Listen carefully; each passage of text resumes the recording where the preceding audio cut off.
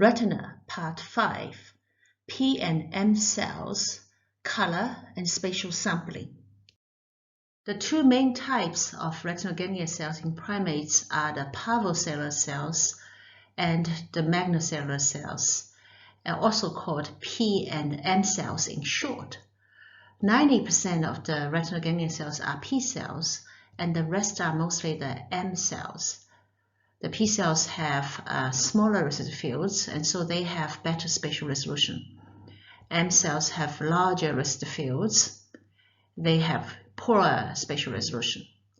P cells have longer impulse responses than the M cells, so the M cells have better temporal resolution. And for seeing spatial details that do not change too quickly, P cells are better for that.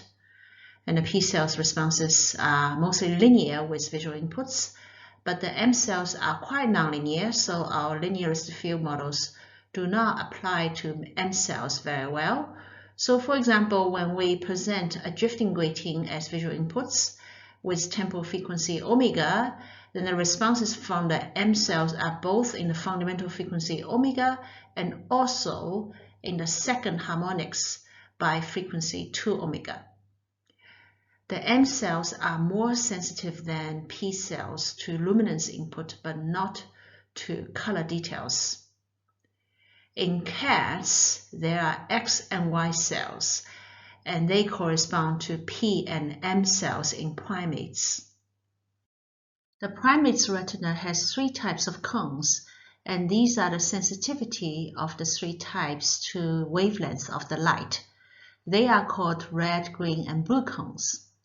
The red cones are also called the long wavelength cones, or L cones in short, because they are more sensitive to light of longer wavelength.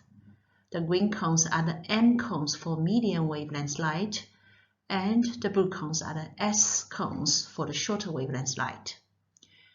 If we described the intensity of visual input as a function of wavelength lambda by a function I lambda, and let's use index C equal to R, G, or B to denote red, green, or blue cones, then the absorption of input light by cone type C can be modeled by this integration over the input light wavelength.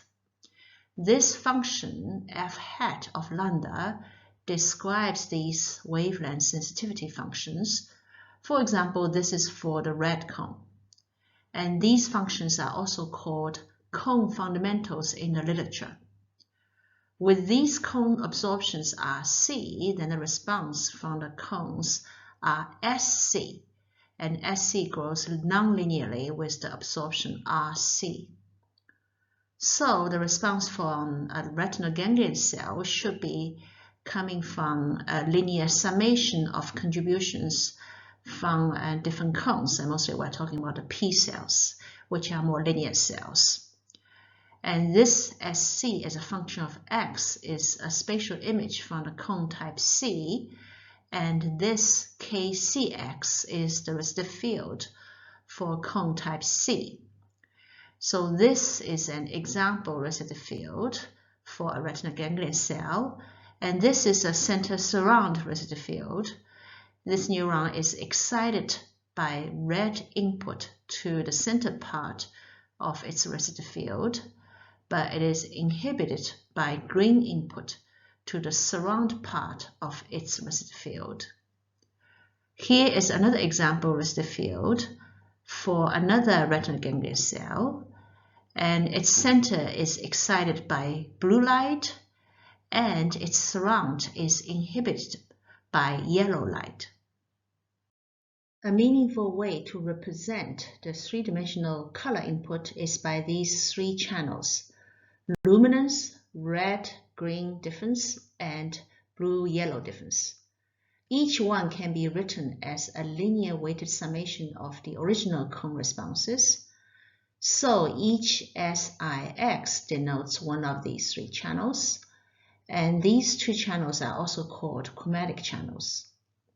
These weights are such that these three channels are roughly orthogonal to each other, So the signals in these three channels are roughly decorrelated from each other. This is in contrast to the original cone signals. For example, because the red and green cones have very overlapping wavelength sensitivity functions, their signals are quite correlated with each other, so they represent partially redundant visual input information. These are the contrast sensitivity functions of human observers to color and luminance input at different temporal frequencies.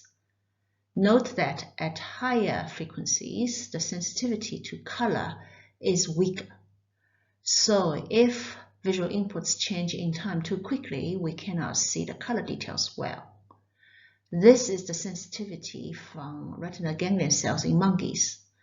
Note that P cells are more sensitive to color than the M cells, while the M cells are more sensitive to luminance than the P cells. Like in human observers, the sensitivity to color is weaker at higher temporal frequencies. Note that neurons can respond to very high frequencies.